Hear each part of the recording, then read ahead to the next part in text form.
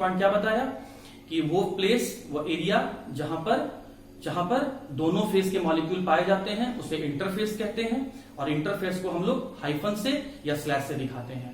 और इंटरफेस पे होने वाले हर एक रिएक्शन को स्टडी करना उसे सरफेस केमिस्ट्री कहते हैं। जब लिक्विड या गैस का मॉलिक्यूल सिर्फ सॉलिड के सरफेस पर आके चिपकेगा, एडजॉर्प्शन कहते हैं। लेकिन जब वही लिक्विड और गैस का मॉलिक्यूल जब सॉलिड के बल्क में चला जाएगा तो उसे एब्जॉर्प्शन कहते हैं।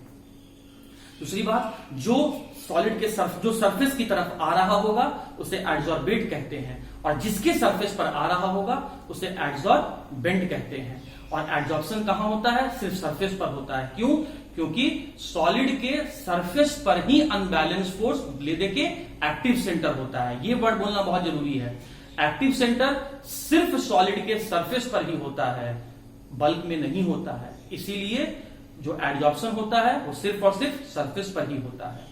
उसके बाद जिस सॉलिड बॉडी का सरफेस एरिया जितना ज्यादा होगा उसमें अनबैलेंस फोर्स, मतलब उसमें एक्टिव सेंटर उतना ज्यादा होगा, और इसीलिए एडजॉर्प्शन का प्रोसेस भी वही ज्यादा होगा जिसका सरफेस एरिया ज्यादा होगा। और सॉलिड का एडजॉर्बेंट का एग्जांपल हम लोग को क्या क्या लेना है?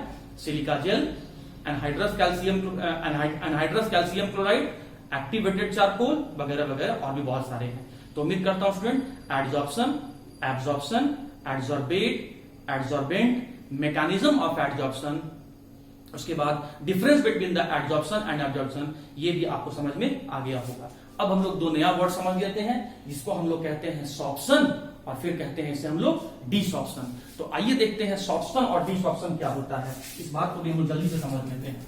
देखिए, ध्यान दीजिएगा, हम लोग जो दो टर्म समझने जा रहे हैं वो है आपका सॉर्प्शन और डिसॉर्प्शन। तो सॉर्प्शन और डिसॉर्प्शन क्या होता है, आइए इस बात को समझ लीजिए। जैसे हमने क्या किया, ये यहां पर एक सॉलिड बॉडी कंसीडर किया, और यहां पर हम इस सॉलिड बॉडी के कांटेक्ट में लिक्विड और गैस के मॉलिक्यूल को ला रहे हैं। तो हम क्या देख रहे हैं कि लिक्विड और गैस का जो मॉलिक्यूल है वो सॉलिड के सरफेस में भी आ रहा है, और साथ ही साथ सॉलिड के बल्क में भी चला जा रहा है। तो जब लिक्विड और गैस का मॉलिक्यूल सॉलिड के सरफेस के साथ साथ बल्क में भी जाए तो ऐसे प्रोसेस को हम लोग कहते हैं सॉर्प्शन। देखिए, सरफेस पर जा रहा है तो हम लोग कहते हैं कि एडजॉर्प्शन हुआ है, बल्क में भी जा रहा है तो हम लोग कहते हैं एब्जॉर्प्शन हुआ है। तो इसका मतलब हुआ स्टूडेंट कि जब एब्जॉर्प्शन और एडजॉर्प्शन दोनों प्रोसेस को जोड़ देंगे तो यही तो कहलाता है आपका सॉर्प्शन। कहने का मतलब, जब लिक्विड या गैस का मॉलिक्यूल सॉलिड के सरफेस के साथ साथ बल्क में भी जाके एक्यूमुलेट हो जाए, जमा हो जाए, तो उसी प्रोसेस को हम लोग सॉर्प्शन कहते हैं। इस बात को आप लोग देखते होंगे कि जो कपड़े को कलर किया जाता है हमारे सराउंडिंग में, आपके दोस्त, आपके फ्रेंड्स, आपके रिलेटिव है ना, आपके जान पहचान वाले जितने भी लोग हैं, आप देखते होंगे कि डिफरेंट डिफरेंट कलर के क्लोथ्स पहनते हैं। तो वो जो डिफरेंट डिफरेंट कलर का क्लोथ्स है, क्या उसको धुलने के कारण से क्या उसका सारा कलर निकल के बाहर चला जाता है? क्या नहीं। क्यों?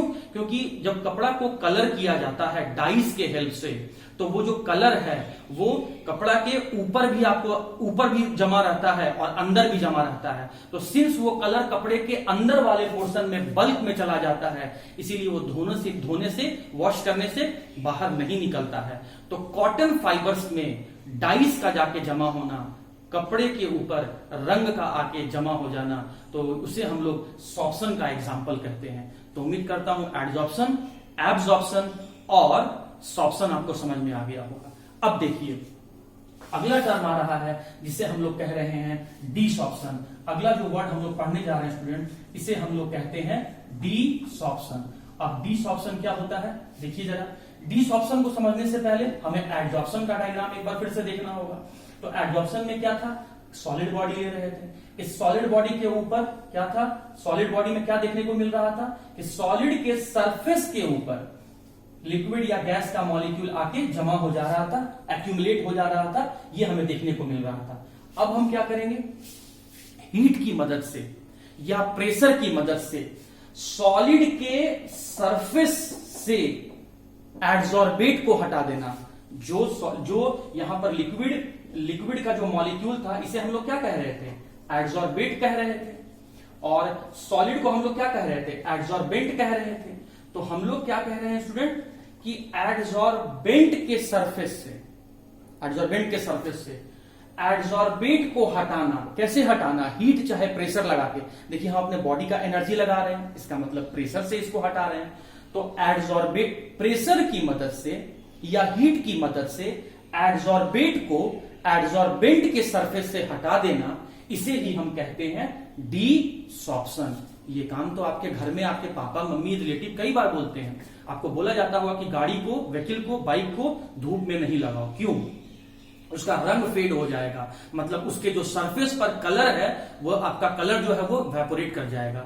या फिर ये भी कहा जाता है कि गाड़ी को धूप में ना रखें क्योंकि उसमें जो ऑयल है, जो उसके टंकी में ऑयल है वो इवेपोरेट कर जाएंगे। कपड़े को धूप में नहीं डालिए, रंग फेड हो जाएगा। बेसिकली वो कहना क्या चाहते हैं कि जो लिक्विड के पार्टिकल उस कपड़े के सरफेस पर हैं, जो कलर उस बाइक के ऊपर लगाया गया है, वो हीट की मदद से, सनलाइट की वजह से वो वहां से इवेपोरेट हो जाएगा। तो हीट लगा के, प्रेशर अप्लाई करके एडजॉर्बेंट को एडजॉर्बेंट के सरफेस से हटा देना, उसे ही हम क्या कहते हैं?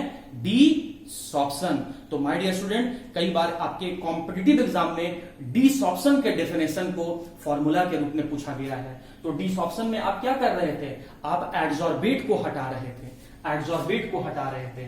तो हम लोग लिख सकते हैं कि डीसॉर्प्शन में अगर डीसॉर्प्शन हुआ है तो इसका मतलब एडजॉर्बेंट को हटाया गया है एडजॉर्बेंट में से। एडजॉर्बेंट या एडजॉर्बेंट को हटाया गया है एडजॉर्बेंट में से। तो इसी को हम लोग कहते हैं स्टूडेंट डीसॉर्प्शन।